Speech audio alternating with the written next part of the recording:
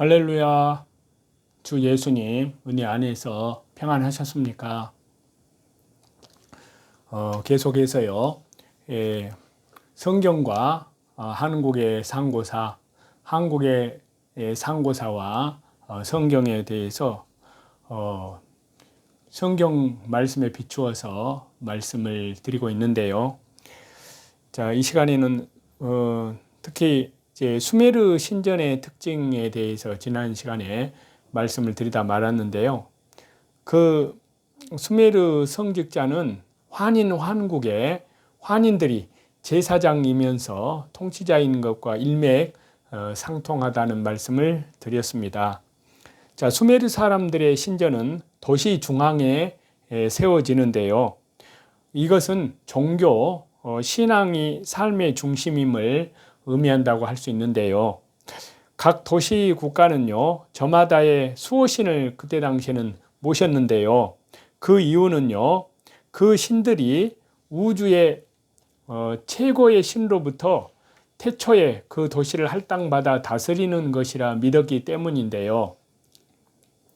도시의 중앙에 신전을 짓고 그 둘레에 주거지를 지어 생활을 하였습니다. 계급 구조의 최상부에는요, 안이 있었습니다. 안은 신들의 왕으로서요, 다른 모든 신을 낳은 우주 최고의 신입니다. 안은 수메르의 초기 왕조 시대에는 우루크의 수호신이었지만요, 그 후 인간 세상을 직접 다스리지 않고 하늘 세계에만 존재하는 신로 바뀌었습니다. 지상에 사는 신들의 우두머리는요, 안의 큰 아들인 엘린이었습니다. 안과 엘린의 관계는요, 그리스 신화의 크로노스와 제우스와의 관계와 같습니다. 수메르의 신관에서 독특한 개념은요, 신들 중에 제일 큰 7신이 있고요, 그들이 세상의 운명을 결정하며 그들에게 서열이 있다는 것입니다.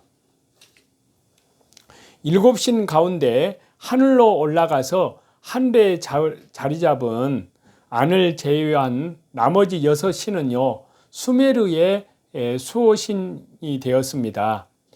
대기의 신이자 또 수메르 중앙 지역의 도시인 니프르의 수호신인 엘람이 서열의 머리이고요, 산 기슭의 언어의 여신이면서 북쪽 키시 지방의 신인 닌후르상, 물의 신이면서 우르의 신인 난나, 정의의 신이자 태양신이며 라르사의 신인 우투, 그리고 사랑과 전쟁의 여신이자 우루크의 신인 이난나의 순서로 서열이 매겨졌는데요.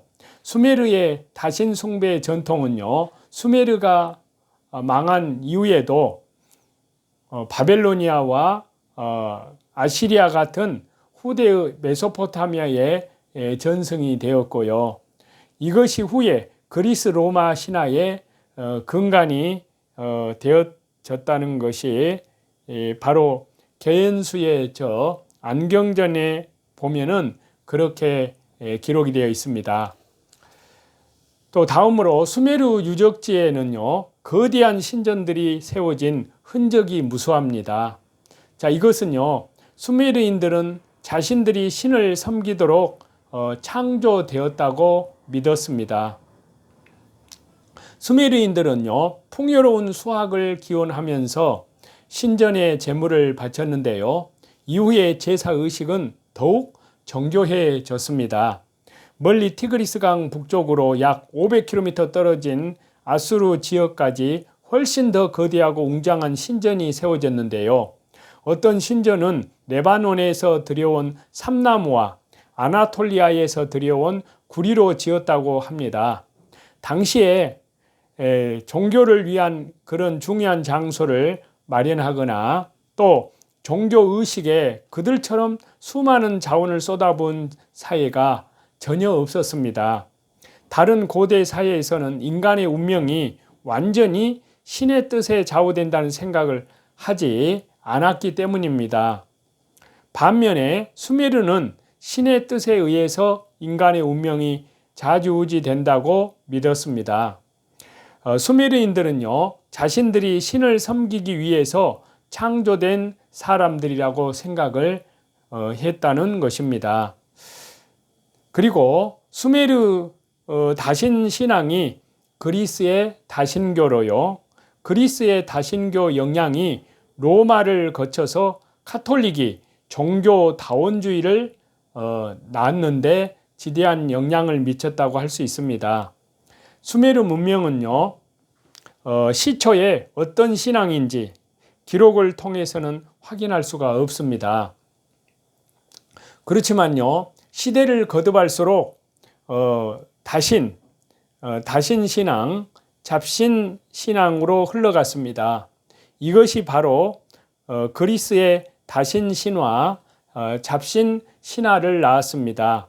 그리고 그 같은 그리스 신화와 철학의 영향 아래에 세워진 것이 카톨릭입니다.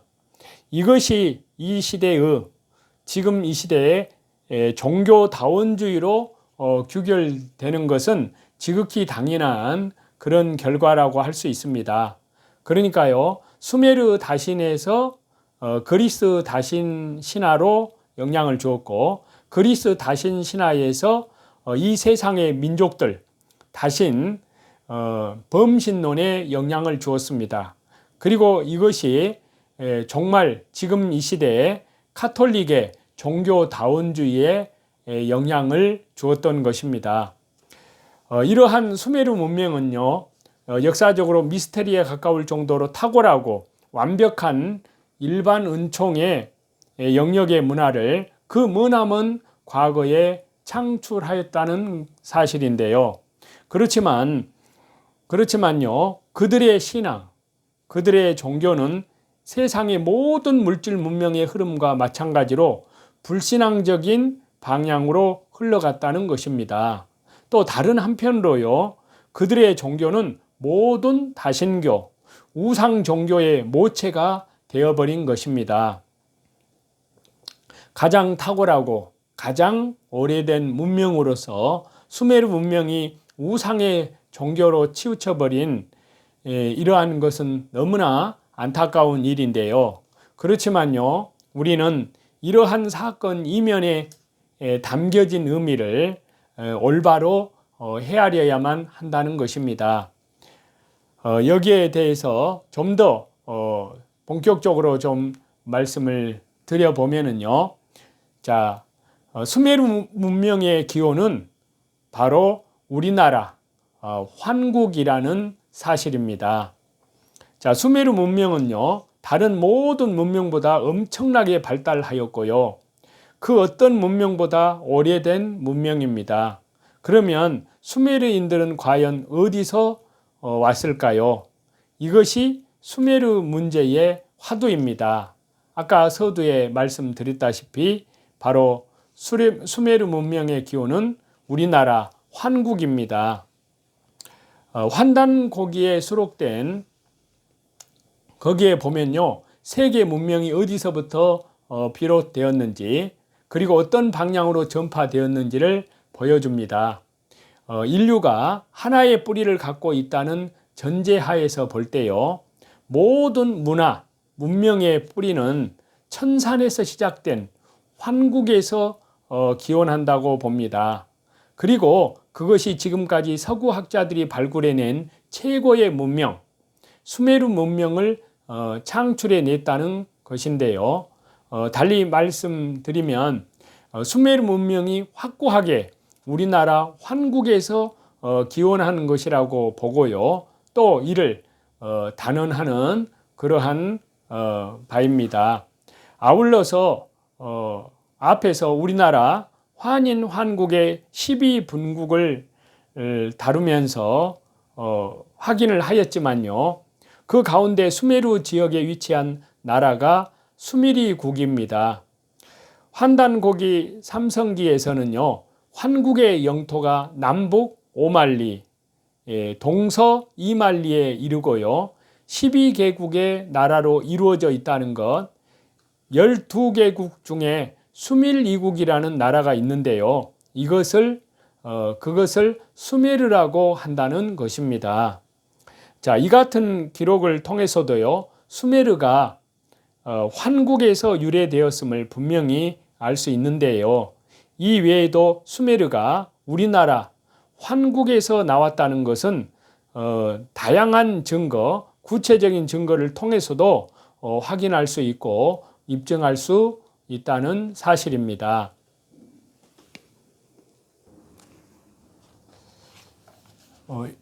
화두를 바꿔서요. 요한계시록에 말씀하시고 계시는 지금 시대에 되어지는 일을 말씀을 계속 이어서 드리고자 합니다. 강제되는 짐승의 표라는 전제하에 말씀을 드리고 있는데요. 자, 컴퓨터를 사용하지 않는 그런 분들은 거의 없을 것입니다. 그리고 자신의 컴퓨터를 통해서 원하지 않는 스팸 메일을 받아본 그런 경험들이 다 있을 것인데요.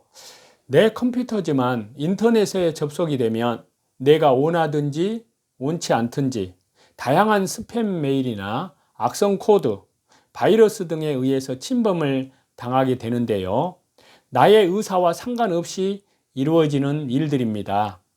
자, 표를 받게 되면요, 나의 의사와 상관없이 적그리스도를 경배할 수밖에 없는 상황이 벌어지게 되는데요. 그 내용이 요한계시록 13장 8절에 보면 그렇게 기록이 되어 있습니다. 자, 왜냐하면요, 한번 그 표를 받으면 그는 이미 짐승의 종이 되기 때문에, 적그리스도의 종이 되기 때문에요, 하나님의 백성이 될 수 없고 하나님을 대적하는 사람으로 돌아서게 됩니다. 자, 인간이 칩을 받게 되면요, 이 칩을 자유자재로 조종 가능한 기술이 이미 개발되어 있다는 것입니다. 컴퓨터의 다운로드나 업데이트를 생각해 보면요, 쉽게 이해가 될 것인데요. 무선으로 다운로드나 업데이트가 가능한 통신사에 자신이 가입하면 그 통신사를 통해서 본인이 원하는 다양한 콘텐츠들을 마음대로 업데이트할 수 있거나 다운로드할 수 있다는 사실입니다. 만약에 인간에게 칩이 이식이 된다면요, 이 칩이 다양한 콘텐츠를 업데이트하거나 다운로드를 할 수가 있다는 사실입니다. 그렇다면요, 인간을 원격으로 마음대로 조종 가능하게 된다는 사실입니다.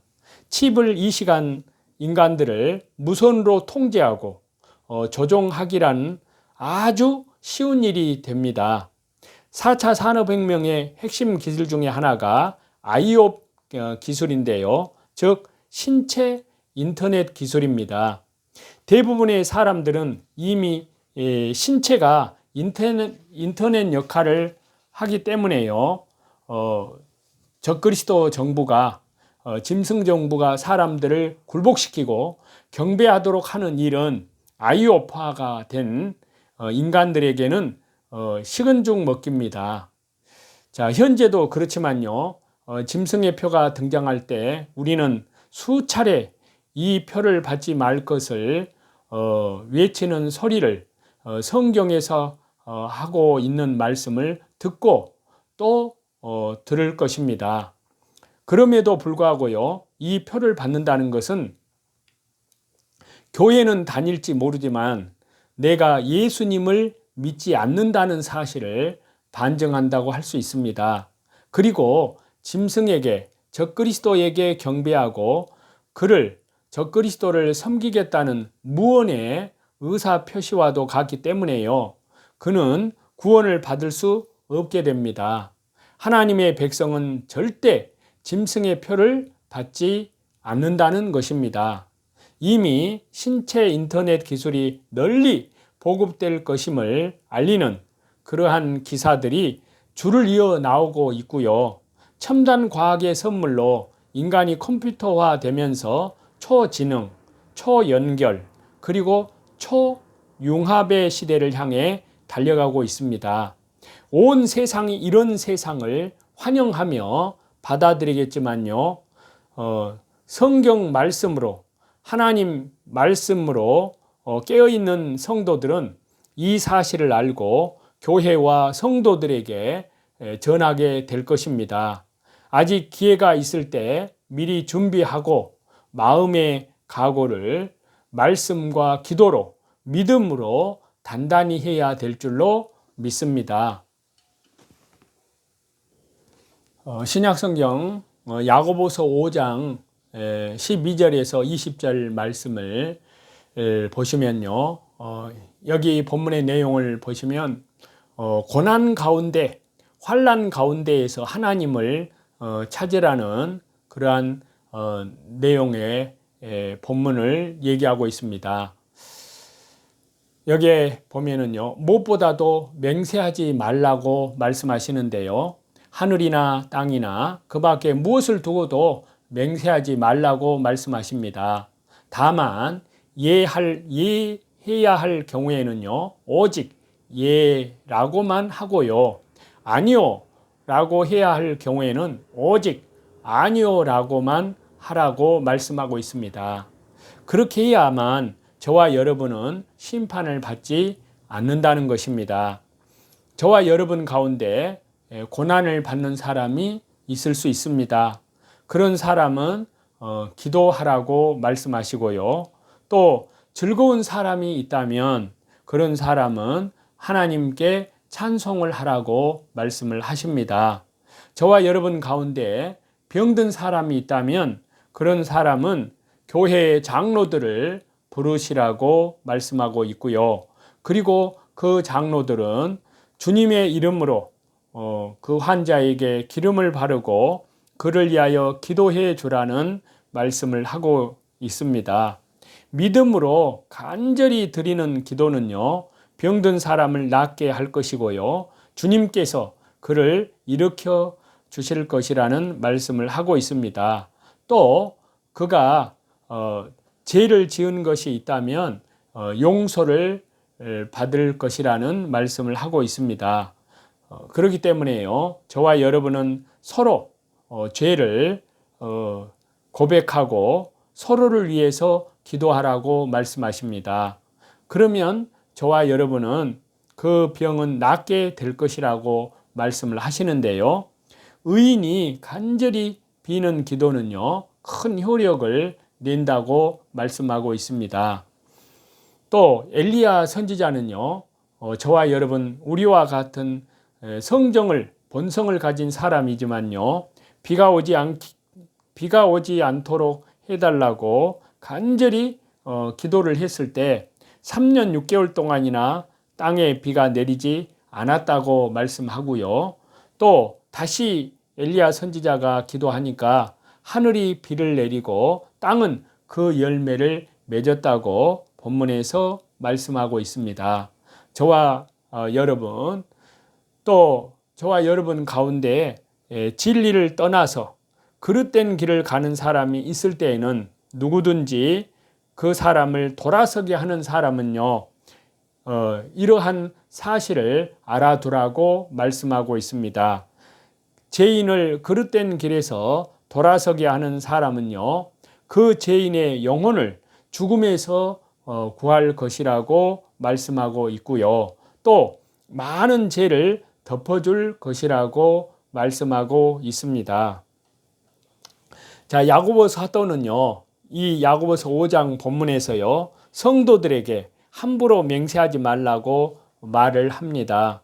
고난 당할 때는 기도하고 즐거울 때는 찬송을 하고요, 장로들은 병든 사람들을 위해 기도해 주어야 한다고 말씀을 하십니다.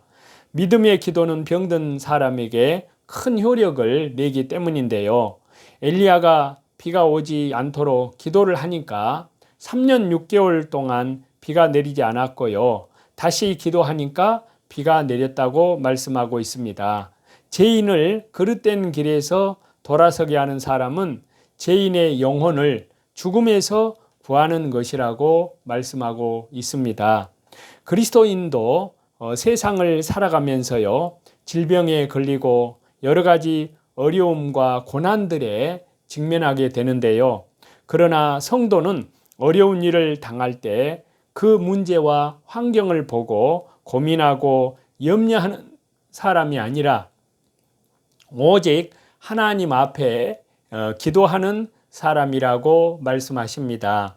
이런 상황에서 기도하는 것은요, 우리의 모든 삶을 하나님의 섭리하심에 맡기는 것을 말한다고 말씀하시고요. 하나님께서 우리를 향하여 신실하게 일하심을 신뢰하는 것이기도 한다는 사실을 말씀하고 있습니다. 그것이 기도로 나타난다는 말씀인데요. 저와 여러분, 힘든 일이 생길 때, 어려운 고난이 생길 때, 환난이 닥쳐왔을 때 무엇을 가장 먼저 해야 되는지 마음속에 깊이 새겨봅니다. 그것은 아마 우리의 매 순간이 하나님의 섭리 안에 있음을 기억하면서 끝까지 기도로 하나님을 신뢰하는 그리스도인이 아닐까 하는 생각을 해봅니다.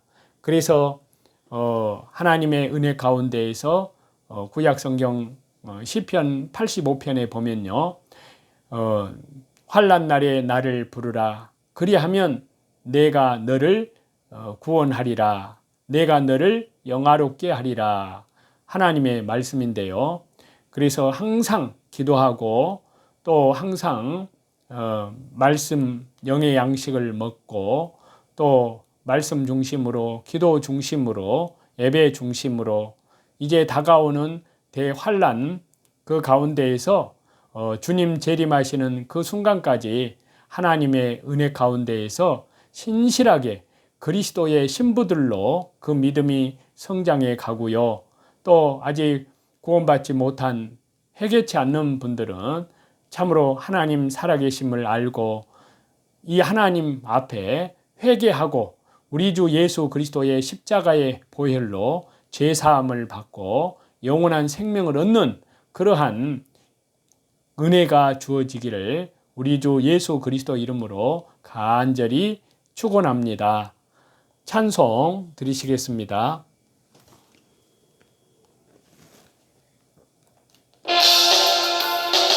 어두운 밤 지내니 내 기쁨 지켜서 한이슬 맺힐 때에 즉시 일어나 해돋는 아침부터 힘써서 일하려 일할 수 없는 밤이 속히 오리라. 어두운 밤 시대리니 내 직분 지켜서 일할 때 일하면서 놀지 말아라. 낮에는 골몰 하나 쉴 때도 오겠네. 일할 수 없는 밤이 속히 오리라.